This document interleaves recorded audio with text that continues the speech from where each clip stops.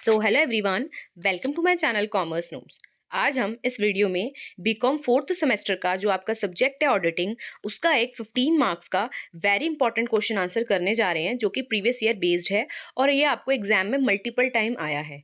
आ जाएगा, कैसे करना है वो इस वीडियो में हम समझेंगे और देखेंगे। अगर आप चैनल पे नए हो तो चैनल को सब्सक्राइब कर लेना, वीडियो पसंद आती है तो वीडियो को शेयर भी करना है आपको एंड लाइक भी कर देना है, ठीक है। टेलीग्राम का लिंक और जो प्लेलिस्ट का लिंक होता है वो सारा डिस्क्रिप्शन बॉक्स में होता है, तो आप वहां से उसको ज्वाइन कर सकते हो। कोई भी अपडेट होती है टेलीग्राम में सबसे पहले उसको सेंड कर दिया जाता है, या वीडियो बनती है तो सबसे पहले उसको वहां पे शेयर कर दिया जाता है, ठीक है। तो स्टार्ट करते हैं हम हमारे आज का क्वेश्चन। तो क्वेश्चन है हमारा, explain audit report meaning and types of auditors report. तो आपको यहाँ पे ऑडिट रिपोर्ट क्या होती है उसका मीनिंग एक्सप्लेन करना था and types of auditors report यहाँ पे आपको एक्सप्लेन करनी थी। तो ये क्वेश्चन आपको भी पता होगा कि बहुत बार आया है, 15 मार्क्स में तो ये आता ही है, साथ के साथ ये 5 मार्क्स में भी आपको कोई भी टाइप ऑफ ऑडिटर्स रिपोर्ट पूछ लिया जाता है। तो आ जाएगा, कैसे करना है वो इस वीडियो में हम समझेंगे इजी लैंग्वेज में। तो देखो, सबसे पहले अगर हम ऑडिट रिपोर्ट की बात करें, इसका मीनिंग की समझने की कोशिश करें, तो क्या होता है ना, ऑडिट रिपोर्ट एक फॉर्मल स्टेटमेंट होती है जो कि इशू की जाती है ऑडिटर के द्वारा, जब वो ऑर्गेनाइजेशन की फाइनेंशियल स्टेटमेंट्स को प्रॉपर तरीके से एग्जामाइन कर लेता है। फाइनेंशियल स्टेटमेंट्स हो गई कंपनी की, रिकॉर्ड हो गए कंपनी के, उसको प्रॉपर तरीके से अगर ऑडिटर ने पूरा वो कर लिया, एग्जामाइन कर लिया, अब वो अपना ओपिनियन देगा उस पर। जहां वो ओपिनियन देगा उस ये कह सकते हो स्टेटमेंट को, उस फॉर्मल स्टेटमेंट को ही ऑडिट रिपोर्ट कहा जाता है, ठीक है। इसमें वो अपना इंडिपेंडेंट ओपिनियन देता है कि जो फाइनेंशियल स्टेटमेंट्स इस कंपनी की है, क्या वो accurate, fair and rules and regulations को फॉलो कर रही हैं या नहीं कर रही।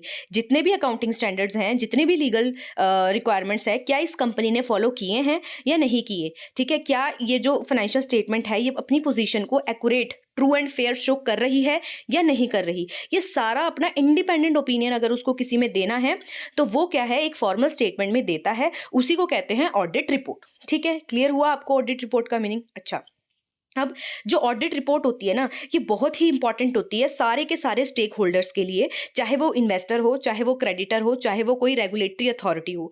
क्योंकि ये ऑडिट रिपोर्ट होती है ना, ये हेल्प करती है कंपनी की फाइनेंशियल हेल्थ के बारे में। अगर किसी को जानना है तो वो इसके थ्रू जान सकता है, और क्रेडिबिलिटी को अगर जानना है तो वो ऑडिट रिपोर्ट के थ्रू क्या है, जान सकता है, ठीक है। तो ऑडिट रिपोर्ट का मीनिंग आपको क्लियर हुआ होगा। अब हम ऑडिटर्स रिपोर्ट देखते हैं कि ऑडिटर होता है जो, वो कौन कौन से टाइप की रिपोर्ट्स क्या है इशू करता है। तो मेनली 4 टाइप्स ऑफ रिपोर्ट होती हैं यहाँ पे। तो हम 4 टाइप ऑफ ऑडिट रिपोर्ट पढ़ेंगे। ऑडिटर की फाइंडिंग्स जो भी होंगी उसके बेसिस पे हमने 4 टाइप की रिपोर्ट्स यहाँ पे पढ़नी है। तो सबसे पहली है अनक्वालिफाइड ऑडिट रिपोर्ट, जिसको क्लीन रिपोर्ट भी कहा जाता है। ये जो टाइप की रिपोर्ट है ये सबसे बेस्ट होती है कंपनी के लिए, और कंपनी इसी को लेना पसंद भी करती है।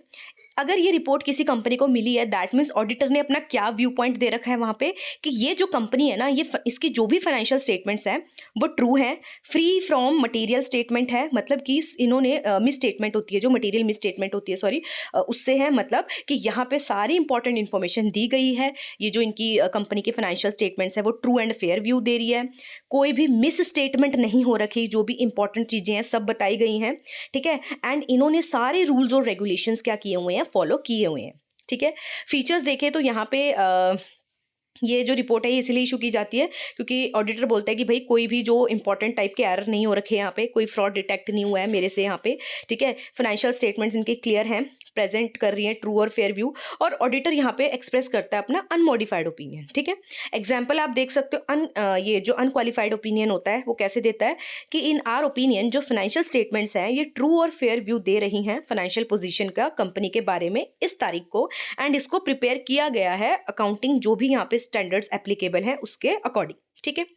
अब हम देखते हैं दूसरी टाइप की जो रिपोर्ट होती है वो होती है क्वालिफाइड ऑडिट रिपोर्ट।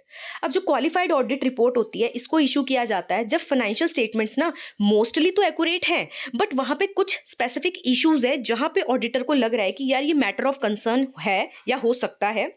हाउएवर इसको इशू, मतलब कि इस जो भी ये कह सकते हो अगर मिस स्टेटमेंट है तो वो ऐसा नहीं है कि बहुत एंटायर रिपोर्ट को ही गलत बोल दिया जाए उस बेसिस पे या इनवैलिडेट कर दिया जाए, थोड़े बहुत इश्यूज हैं।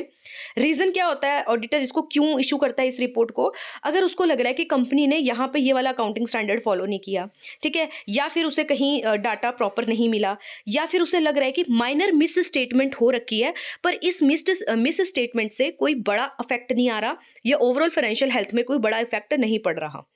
एग्जाम्पल आप इसका देख सकते हो कि एक्सेप्ट ऑफ दिस मैटर, ठीक है, कि इस मैटर के अलावा बाकी सारा जो फाइनेंशियल स्टेटमेंट्स है वो ट्रू और फेयर व्यू दे रही है कंपनी की पोजीशन के बारे में इस तारीख को, ठीक है। फिर थर्ड होती है एडवर्स ऑडिट रिपोर्ट। ये जो एडवर्स रिपोर्ट होती है ना, ये बताती है कि सीरियस इशू है भाई, ठीक है। यहाँ पे जो फाइनेंशियल स्टेटमेंट्स हैं, यहाँ पे मेजर मिस स्टेटमेंट है, ठीक है, ये रिप्रेजेंट नहीं कर रही है ट्रू और फेयर व्यू कंपनी की पोजीशन का, ठीक है। अब क्या रीजन होते हैं कि ये वाली जो रिपोर्ट है ये इशू की जाती है? मटेरियल फ्रॉड हो रखे होंगे, ये कह सकते हो कि मिस स्टेटमेंट हो रखी होंगी, ठीक है। नॉन कंप्लायंस हुआ होगा कोई अकाउंटिंग रिपोर्ट का, मतलब अकाउंटिंग फाइनेंशियल जो भी प्रिंसिपल्स होते हैं वहां पे नहीं फॉलो किए, ठीक है। फिर फाइनेंशियल स्टेटमेंट्स एक्यूरेटली नहीं रिप्रेजेंट कर रही है कंपनी की फाइनेंशियल हेल्थ को जिस तरीके से दिखाया गया है। तो यहाँ पे कैसे एग्जांपल देख सकते हो कि ड्यू टू सिग्निफिकेंट बहुत जो ज़्यादा मैटर्स हैं वो क्या है यहाँ पे मतलब दिक्कत दिख रही है। तो इस पे क्या है, ये वाली रिपोर्ट है जो वो इशू की जा रही है जिसमें ट्रू एंड फेयर व्यू नहीं दे रही है फाइनेंशियल पोजीशन का कंपनी। इस वाले जो फाइनेंशियल स्टेटमेंट है उसके मतलब फाइनेंशियल स्टेटमेंट में ट्रू एंड फेयर व्यू नहीं दिया गया है, ठीक है। फिर डिस्क्लेमर ऑफ ओपिनियन, जहां पे नो ओपिनियन है, मतलब डिस्क्लेमर ऑफ ओपिनियन इशू किया जाता है। ये वाली जो रिपोर्ट है ये तब इशू की जाती है जब ऑडिटर ना अनेबल है कि वो एक्सप्रेस कैसे करे अपने ओपिनियन। क्यों? क्योंकि उसको हो सकता है जो डाटा चाहिए था वो ना मिला हो, प्रॉपर एविडेंस ना मिली हो, तो वो क्या ओपिनियन देगा, ठीक है। ये यूजुअली कब होता है? जब एक्सेस ही नहीं था फाइनेंशियल रिकॉर्ड का, ठीक है, उस ऑडिटर के पास, या मतलब कि मैनेजमेंट ने रिफ्यूज किया कि हम ये वाली इन्फॉर्मेशन आपको नहीं देंगे। तो यहाँ पे फिर ऑडिटर क्या एक्सप्रेस करेगा ओपिनियन? तो वहां उसका ओपिनियन ही नहीं है। तो ये होता है डिस्क्लेमर ऑफ ओपिनियन। रीजन क्या होते हैं इस रिपोर्ट को इशू करने के? कि कंपनी ने या फिर डाटा नहीं प्रोवाइड किया गया होगा फाइनेंशियल रिकॉर्ड का, ठीक है, या major scope of limitation conducting in audit हुआ होगा, या अनसर्टेनिटी हुई होगी, ठीक है। हो सकता है कि हम अनसर्टेन है जो भी किसके रिगार्डिंग, फ्रॉड के रिगार्डिंग। एग्जाम्पल आप देख सकते हो कि हमें सफिशिएंट अप्रोप्रिएट ऑडिट एविडेंस नहीं मिला, तो उस बेसिस पे हम ये वाली जो है रिपोर्ट उसे इशू कर रहे हैं, ठीक है। तो अगर हम कंक्लूजन देखें तो क्या बोल रहे हैं कि जो ऑडिट रिपोर्ट है ना, ये बहुत ही इंपॉर्टेंट रोल प्ले करती है। इससे ये इंश्योर होता है कि फाइनेंशियल ट्रांसपेरेंसी है, अकाउंटेबिलिटी भी है। एंड 4 टाइप की रिपोर्ट यहाँ पे इशू की जाती है। पहली होती है अनक्वालिफाइड रिपोर्ट, जिसको सबसे ज्यादा फेवरेबल माना जाता है। क्वालिफाइड रिपोर्ट जो शो करती है कि कुछ माइनर कंसर्न्स हैं। एडवर्स रिपोर्ट यहाँ पे बताती है कि भाई बहुत मतलब कि प्रॉब्लम है। एंड उसके बाद बोला है यहाँ पे डिस्क्लेमर ऑफ ओपिनियन, इसमें ये बताया जाता है कि हमारे पास एक्सेस ही नहीं था डाटा का, ठीक है। अब अंडरस्टैंड करना इन रिपोर्ट्स को बहुत ही इंपॉर्टेंट होता है, सो दैट बिजनेस इंप्रूव करे अपने फाइनेंशियल प्रैक्टिसेस को एंड इंश्योर करे कि जो स्टेक होल्डर्स है वो इन्फॉर्म्ड डिसीजन ले। अब हम इसका ना डिफरेंस भी कर लेते हैं इसी वीडियो में, सो दैट आपको क्लैरिटी हो। तो कह रहे 4 टाइप ऑफ ऑडिट रिपोर्ट थी, जो क्या है एक दूसरे से अगर हम इनका डिफरेंस देखें तो ओपिनियन के बेसिस पे, फाइंडिंग्स के बेसिस पे और इम्पैक्ट के बेसिस पे क्या हम इनको डिफरेंशिएट कर सकते हैं। तो ये रहा हमारा डिफरेंस। तो सबसे पहले है मीनिंग। तो अनक्वालिफाइड या ऑडिट रिपोर्ट क्या होती है? ये वो फाइनेंशियल, मतलब इसमें क्या शो किया जा रहा है या ये क्यों इशू की जाती है कि जब फाइनेंशियल स्टेटमेंट्स में कोई मटेरियल मिस स्टेटमेंट नहीं है और वो जो फाइनेंशियल स्टेटमेंट्स है वो सारे के सारे अकाउंटिंग स्टैंडर्ड्स को फॉलो कर रही है। क्वालिफाइड ऑडिट रिपोर्ट कब इशू की जाती है? जब फाइनेंशियल स्टेटमेंट मोस्टली तो एक्यूरेट है बट कुछ मटेरियल मिस स्टेटमेंट वहां पे है।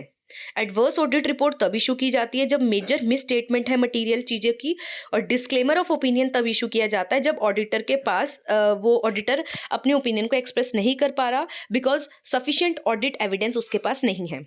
ओपिनियन गिवन की बात करें तो देखो जो हमारा अनक्वालिफाइड है रिपोर्ट, उसमें अनमोडिफाइड ही ओपिनियन दिया जाता है फाइनेंशियल स्टेटमेंट्स के बारे में। और क्वालिफाइड रिपोर्ट में मॉडिफाइड ओपिनियन होता है फाइनेंशियल स्टेटमेंट्स के बारे में। एंड अगर हम एडवर्स ऑडिट रिपोर्ट की बात करें तो बेसिकली यहाँ पे नेगेटिव ओपिनियन बताया जा रहा है। एंड डिस्क्लेमर ऑफ ओपिनियन में कोई नो ओपिनियन दिया जा रहा है बिकॉज हमारे पास इतना डाटा ही नहीं है। इम्पैक्ट ऑन बिजनेस की बात करें तो डेफिनेटली अगर किसी को इशू हुई है जिस कंपनी को अनक्वालिफाइड रिपोर्ट, तो उसका पॉजिटिव इफेक्ट पड़ेगा उस कंपनी में, बिजनेस में। और अगर उनको क्वालिफाइड रिपोर्ट इशू हुई है तो वहाँ मॉडरेट इफेक्ट पड़ता है। और अगर एक कंपनी को एडवर्स ऑडिट रिपोर्ट इशू हुई है तो वहाँ पे नेगेटिव इफेक्ट पड़ता है। एंड अगर disclaimer of opinion report issue हुई है तो वहां पे जो इफेक्ट है वो क्या हो सकता है कि मतलब वहां पे कंसर्न वाला इशू है, ठीक है, कि हम ये सोचेंगे ना कि मतलब कि अगर lack of access of data था तो क्यों था, ठीक है।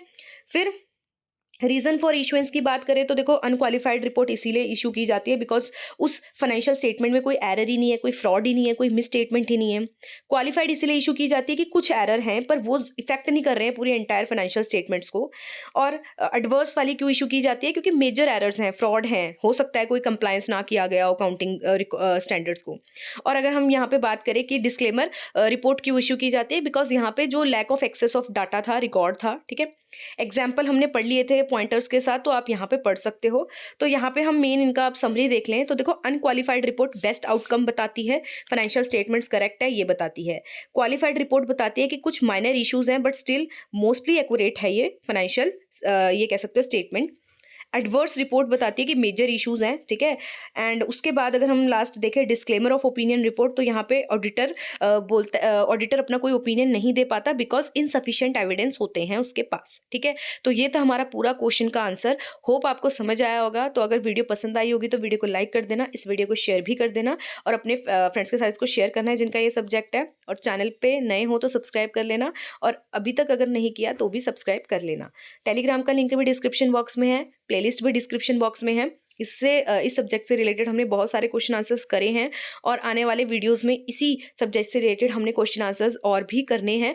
तो आपको टेलीग्राम को ज्वाइन कर लेना है बिकॉज वहाँ पे जो भी वीडियो बनती है सबसे पहले उसको वहाँ पे शेयर कर दिया जाता है। तो मिलते हैं नेक्स्ट वीडियो में एक और इम्पॉर्टेंट क्वेश्चन आंसर के साथ। तब तक के लिए thank you for watching this video.